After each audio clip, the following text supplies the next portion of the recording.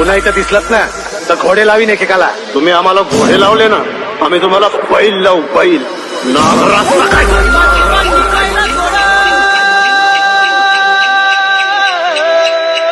काही गेलं आपली पुढं पहिली फुर्सत में निकाल